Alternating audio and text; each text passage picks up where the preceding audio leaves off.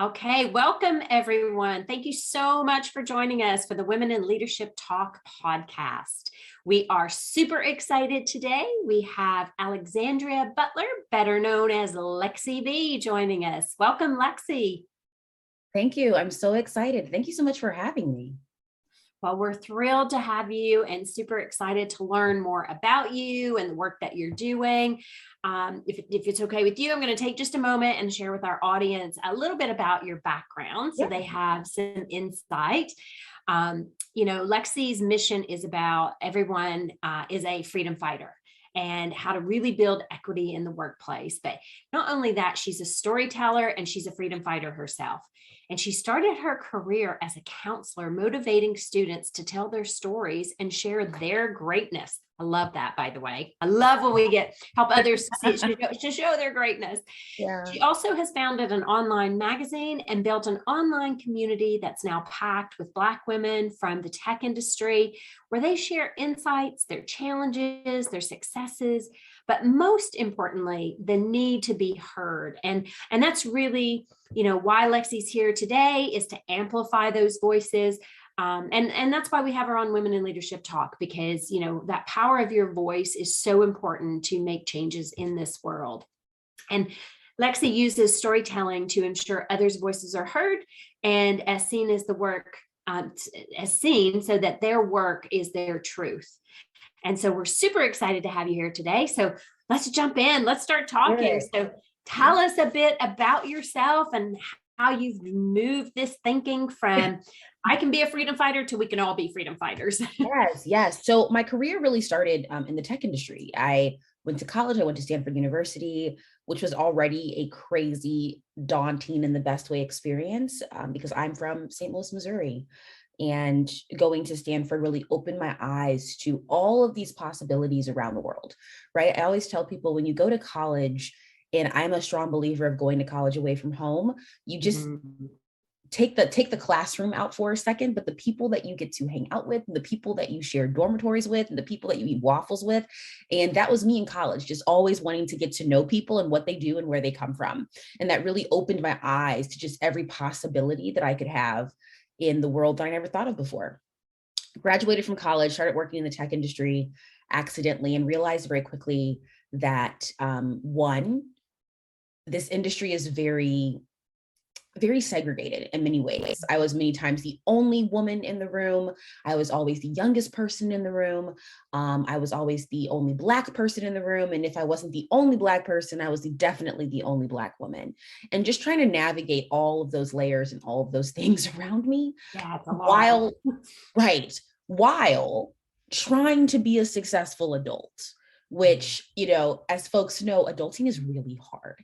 And I didn't have a lot of mentors, and I didn't have a lot of people that looked like me, who therefore could mentor me in ways that people who didn't identify like me could not, right? And it was very, very difficult. It was very, very difficult.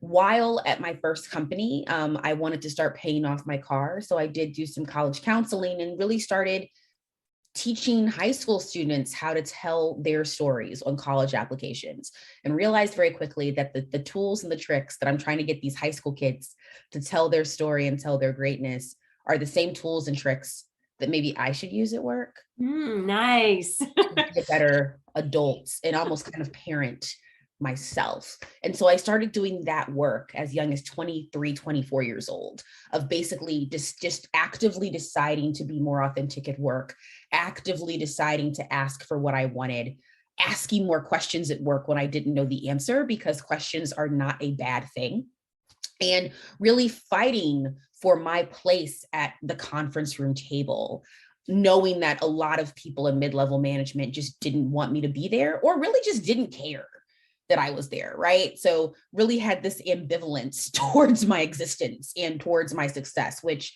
you could argue is probably worse than not wanting me to be there. And so in the past, 10 years, 11 years, I've worked in tech in various roles at multiple companies, doing wonderful things. I'm currently a strategy and operations leader at Twitter, working on some of the company's most interesting and exciting programs and projects and ideas that we think of. And then The other gig is that I'm the founder of Sister Circle Black Women in Tech, which I started in 2017, really parenting myself and finding a room full of Black women mentors that could help me just navigate my career, thinking that it was going to be just a small Facebook online group of 30 or 40 women that I could say things like, hey, you want to go to brunch on Saturdays? So you can tell me how to deal with my performance review. And now it's over 10,000 women around the world. Wow. I know, it's crazy. That's amazing, Lexi. Yes, number one, for the record, these tech companies say there's not enough Black women. That's a lie.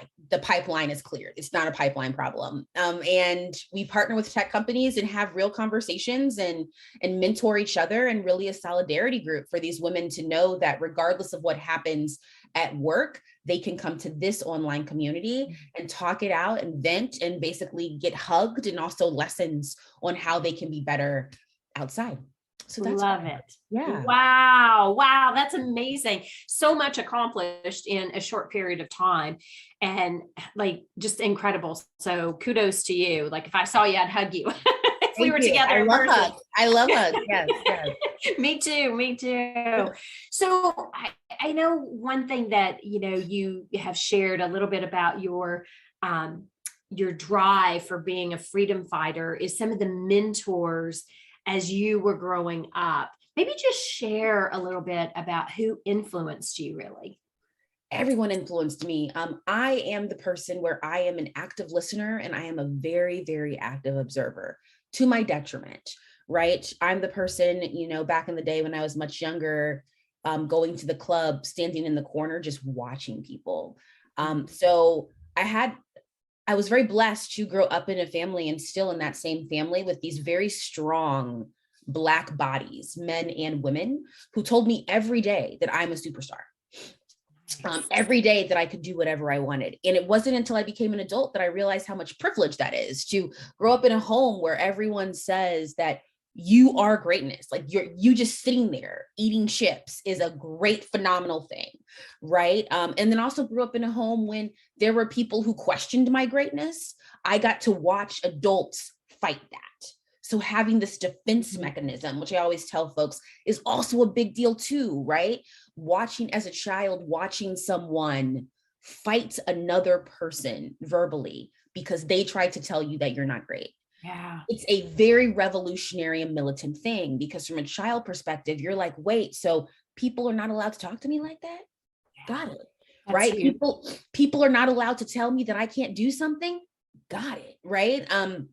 But then also, so, when I think of like my parents, who are phenomenal human beings and freedom fighters in their own right, my dad is in medicine and my mom is in education. And even as a young age, it was very clear that they had these day jobs, but they were using these day jobs to be freedom fighters.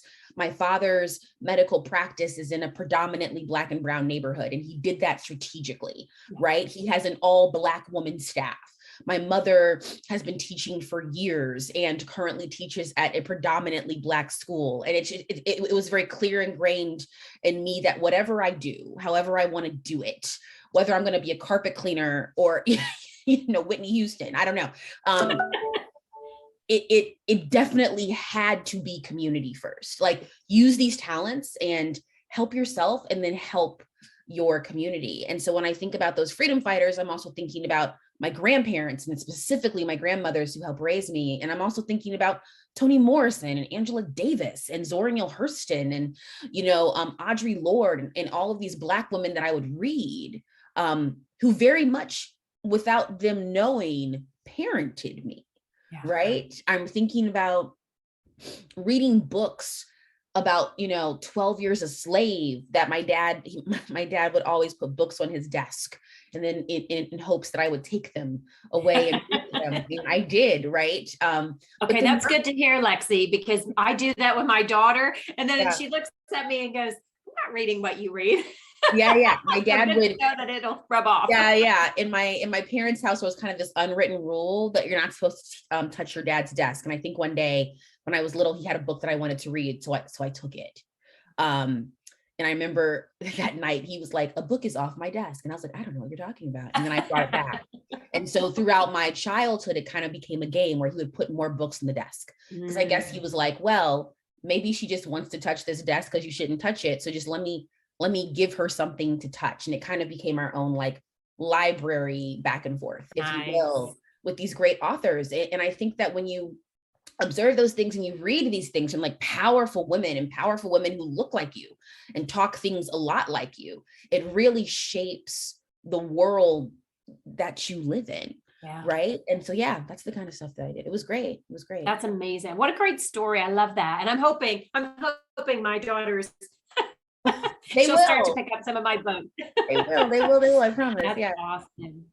So, okay. So that leads me to this question of how do we all get better at understanding, what our own unique culture, social, professional advantages are? Because you mentioned not recognizing sometimes that it's a privilege. Like, I think we don't recognize that. And so how do we get better at it?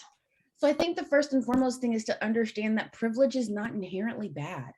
Yeah. We as Western society have put this cloak on it for people to assume it's bad.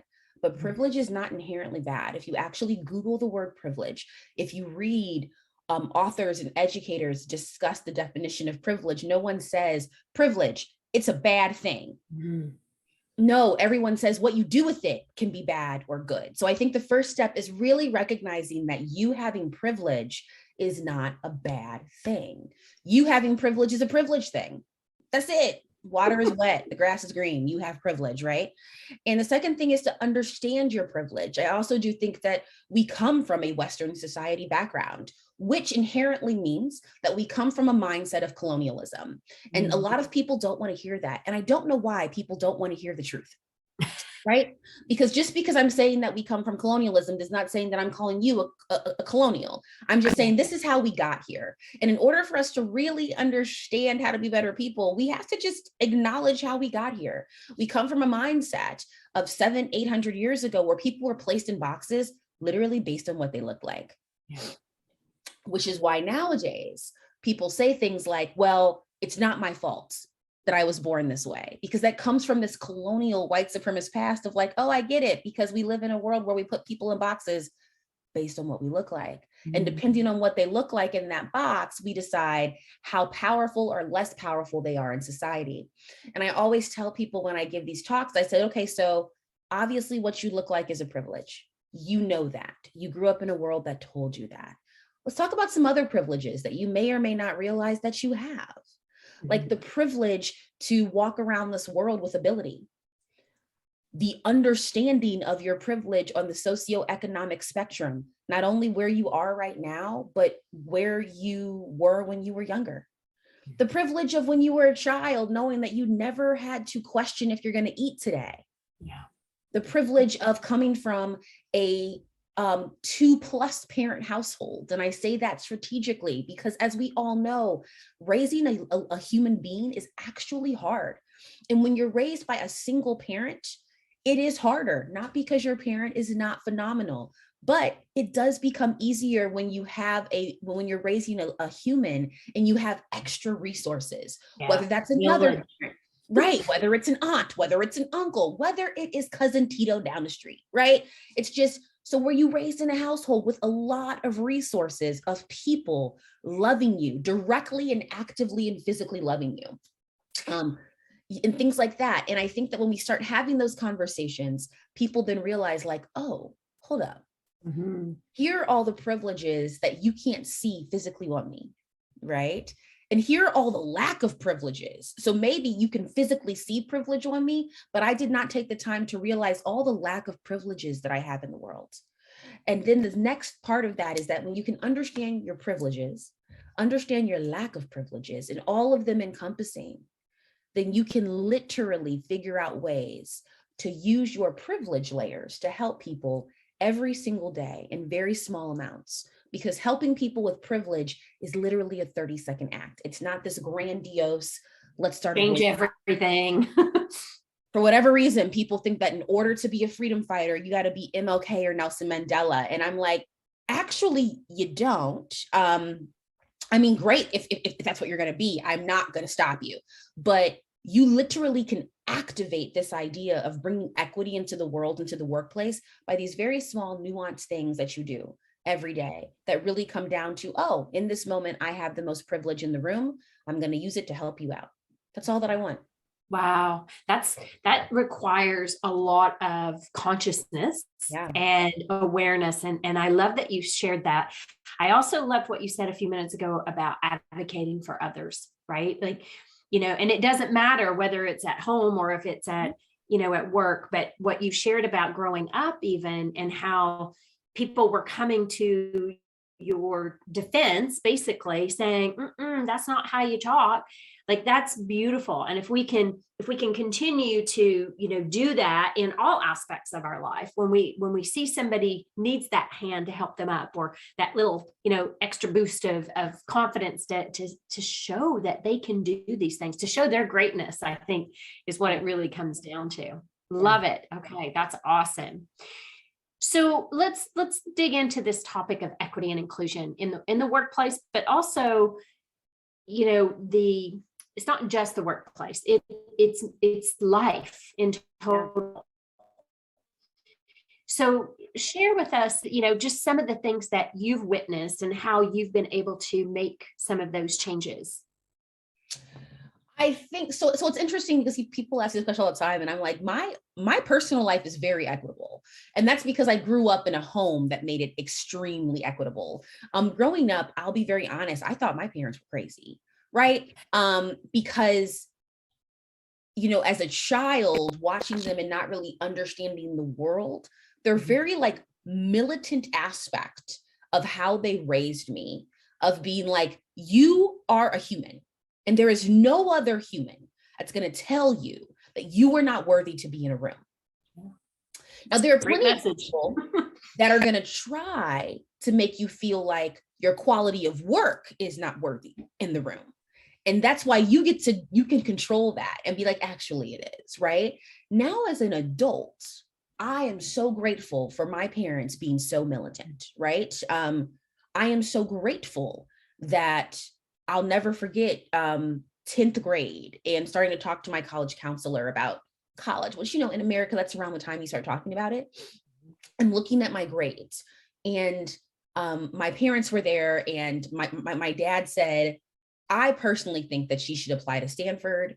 I think that'd be a great culturally fitting school for her. And the college counselor said, we don't want her to be a small fish in a big pond. We should try for something not as elite as Stanford. And my parents went off. Good for them. Because they were like, how dare you tell my kid that she cannot apply to any school that she wants to apply to? And I'll never forget, as we walked out of the room, my mom looked at the college counselor, and my mom said, if she applies to the schools that she wants to apply to and she does not get in, then that's also a lesson as well. Right. And so I grew up in a pretty equitable household. I grew up in a militant household. And even now as an adult, I live in a very militant household. And I use the word militant just to ask that I am very, very free in my mind and in my body. And I do what I want, y'all. And I'm very, very proud of that. Right. I always tell folks, like, how can I help you be liberated today?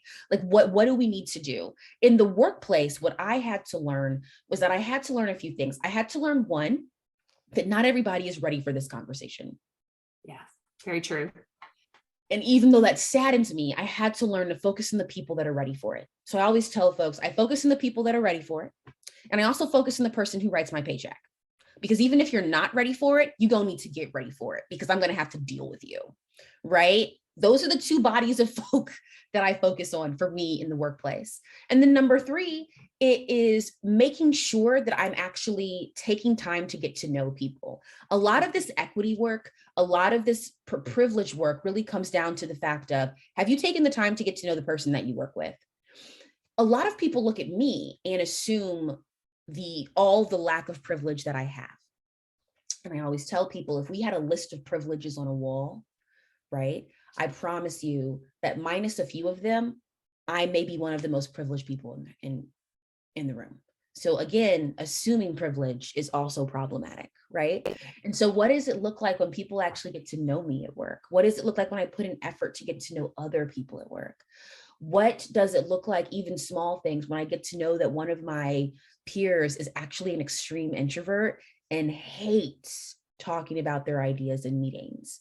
So what does it look like if I just ask them, hey, so next meeting, one or two things, I'm just going to hand you the mic. Or if you don't feel comfortable, can I just tell everyone in the room about your great idea and tell them that it was your idea? That is giving someone privilege in that moment. Because as we all know, we are reviewed in corporate America based on us bringing and sharing ideas and being part of a team. Yeah. You just made that coworker's day 10 times better, right? Because people have to remember that people don't leave companies because the Black History Month plate is salty and because the Pride float is too small. People don't leave companies because the Women's Month t-shirt is whack. People leave companies because of these very small or big macro and micro situations that happen between their coworkers and or their manager. That's why we leave. So what happens if you just walk around, the building virtually or in person, and you're like, I'm going to get to know the people that I work with, and like intentionally be like, so how can I help you be great? I want you to help me be great.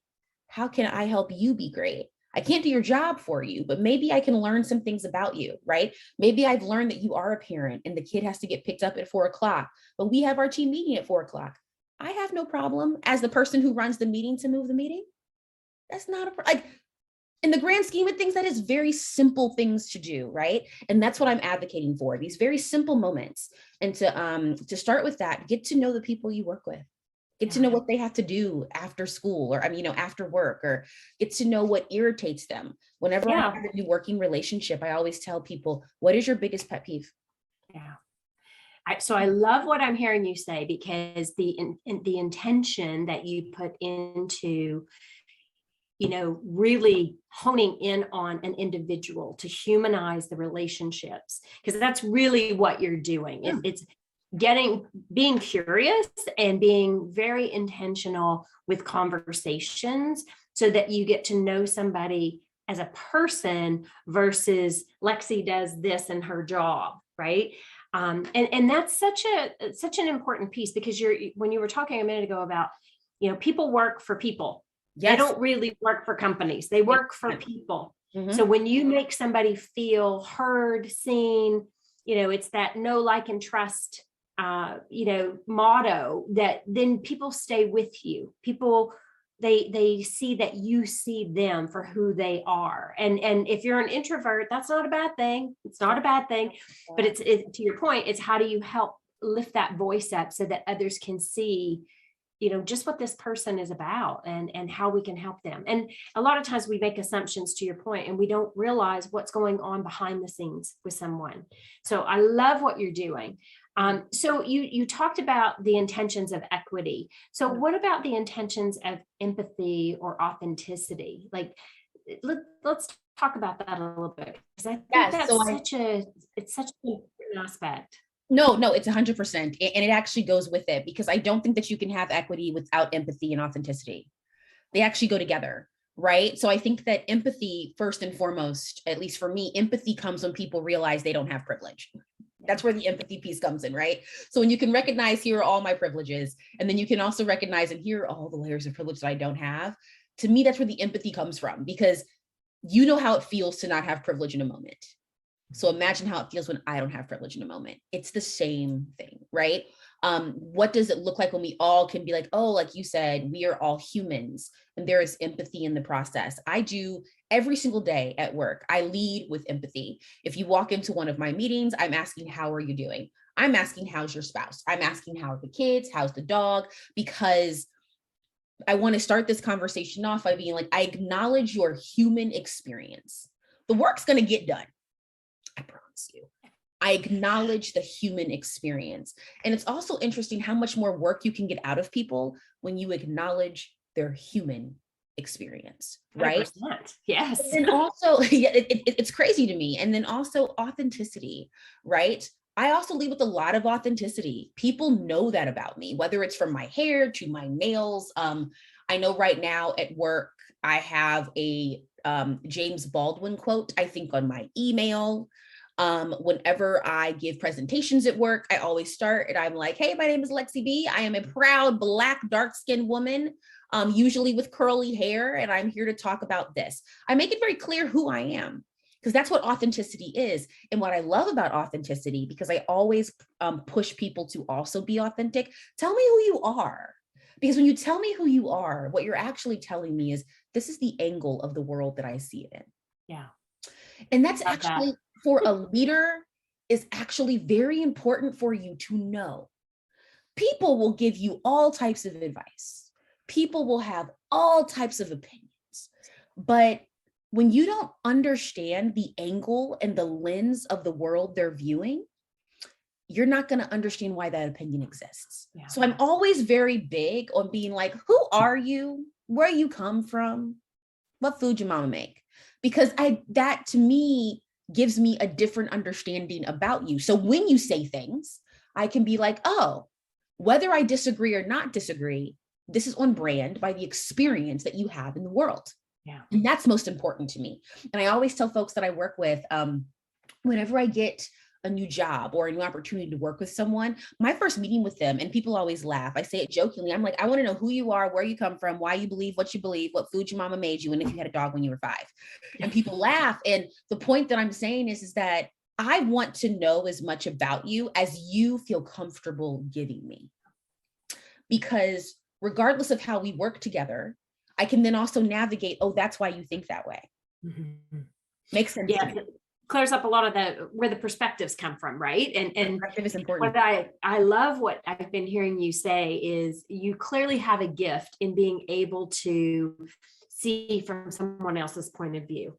And all of us as human beings, if we took more time to be able to do that, it would help us understand and know that people don't think the way we think. Everybody thinks differently. So it's understanding that so that you can have a better conversation, right? So you're not making assumptions that aren't true with how that person or where that person's coming from. Right. Lovely. And I do think love sometimes it. those assumptions then lead to negative bias, and those assumptions then lead to inequity and, lack of empathy when you're like, no, but this person actually, how they exist in the world is fundamentally different. And so how can we both just come together to help each other and then also have a solution-based outcome for the workplace, what we're working on? Yeah. Love it. Love it. Love it. Love it.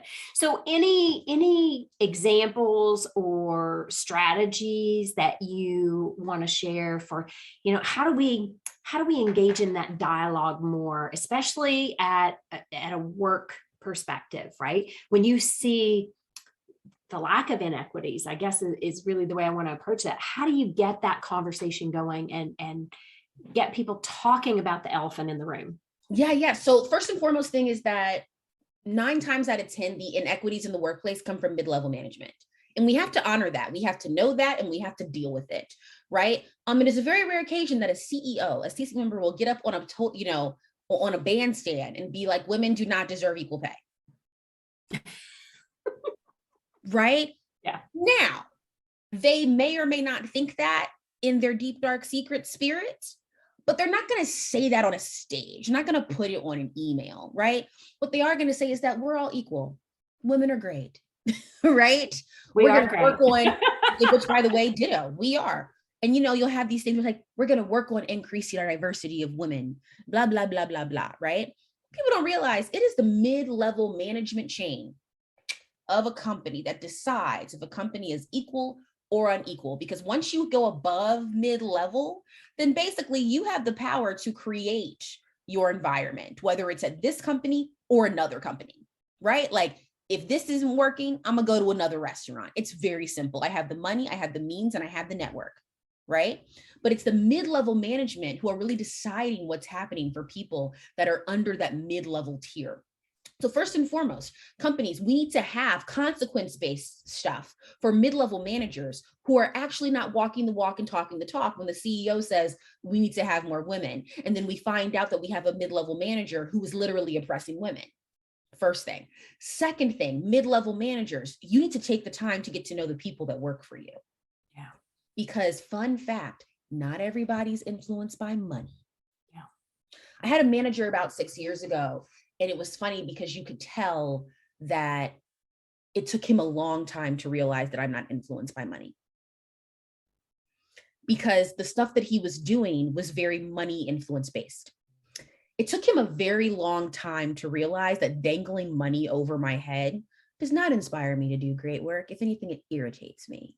And I'll be frank with you, the reason why it irritates me is because my history in this country is I am a Black woman raised in St. Louis, Missouri, whose grandparents came from the South. And then their grandparents, right? And their grandparents, at some point, there was enslavement and shackling on a boat for free labor. So when you understand that that's my experience in the world, and you understand that I'm deeply connected to those ancestors, you would always assume that like capitalism actually doesn't inspire me to do work for you. You know what does inspire me to do work for you? Me recognizing that if the person next to me is doing the same amount of work and they're getting 50 cents, then I need to get 50 cents. Because it's not about the money for me, it's about the equity. I get really frustrated when I feel like I'm doing more work than the same person who's making the same amount of money as me, right? That's actually what inspires me and influences me at work. So now you got me telling all my secrets. So you need a manager who takes the time to realize that, hey, I'm managing 6 people. Let me figure out what actually inspires them to do work. Some people are inspired by time off. Yeah, some people are, I actually have a really good friend of mine who has worked in an industry because of her flexibility to take time off. She's not inspired by a paycheck. She's inspired about knowing that she can travel a lot without being penalized for work, right? I have friends that are inspired by work flexibility, like, oh, I don't have to come until 10 a.m. or, you know what I mean? Or that kind of thing. And so know that.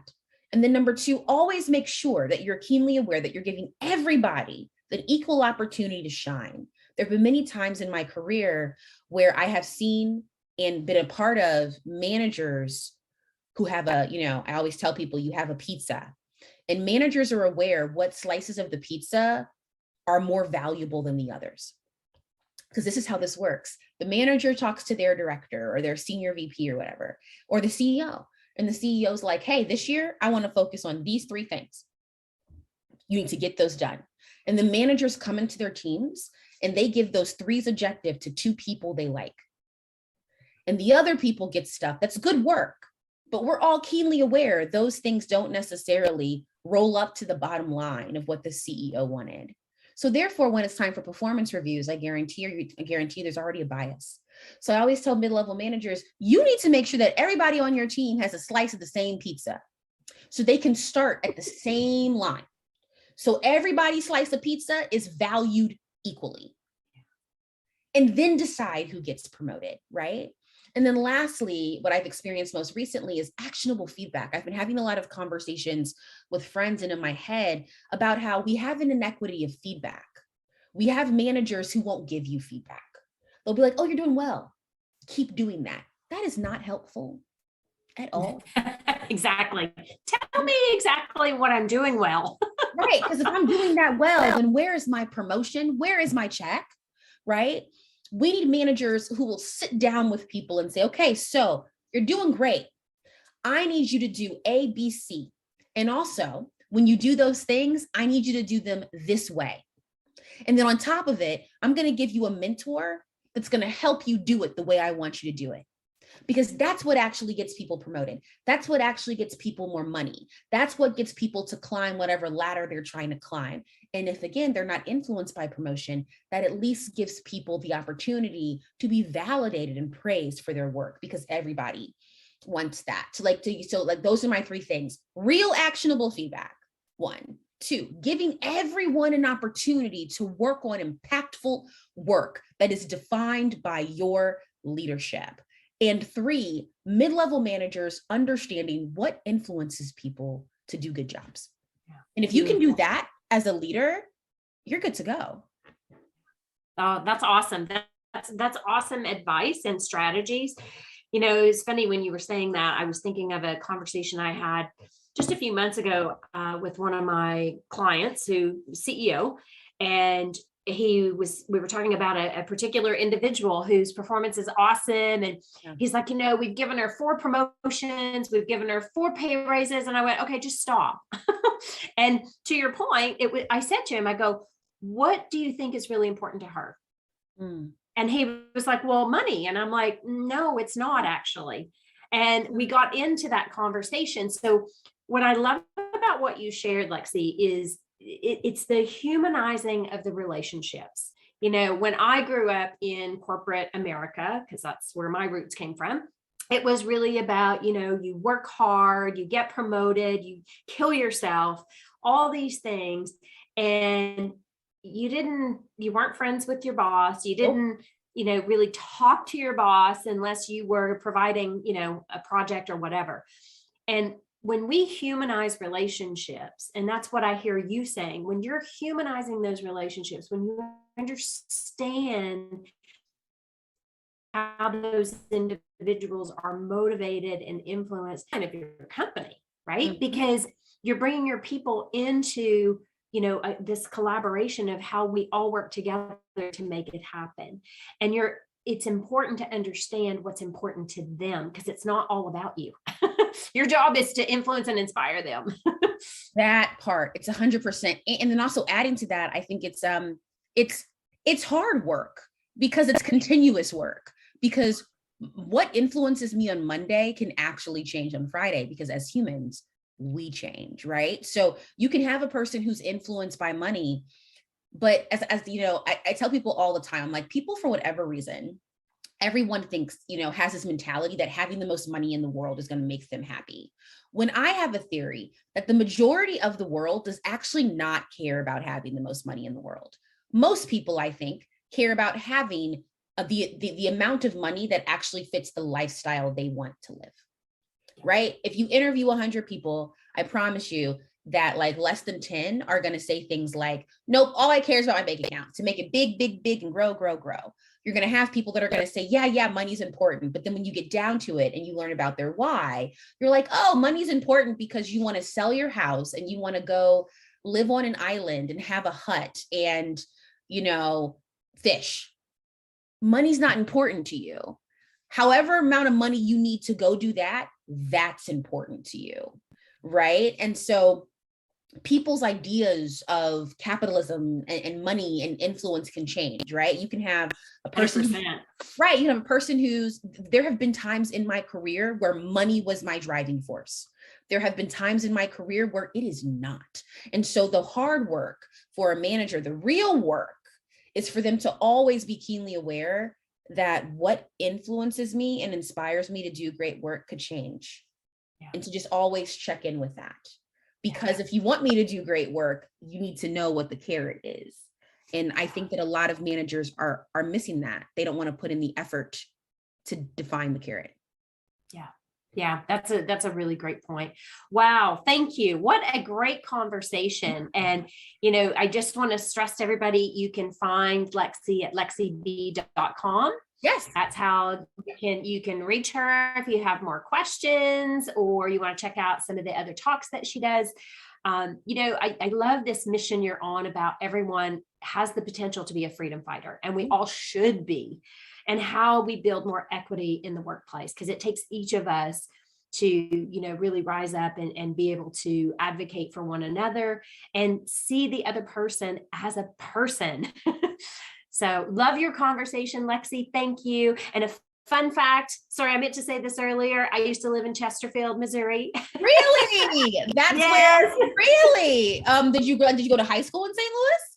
No. This was in my working days. I was relocated to Chesterfield, St. Louis. Yeah. The house that I grew up in is in Wildwood, so down the street from you. Yeah. Oh, there you go. So, yes. Hello, neighbor. Yes. Lexi, I want to thank you for joining us on the Women in Leadership Talk podcast. It's been such a privilege to have you here with us today and sharing your passion. You got a beautiful soul, and keep doing the great work you're doing. Keep driving that community of amazing women to, you know, hear their voices and let them know how great they are. So I want to thank you. And let's do this again in the future. Yes. And real quick, thank you for what you're doing, because your platform and all things that you're doing, this is freedom fighting. So Vicki, I see you and I support you, and let me know how I continue to support you. You're doing wonderful work. Thank you, Lexi. Thank you.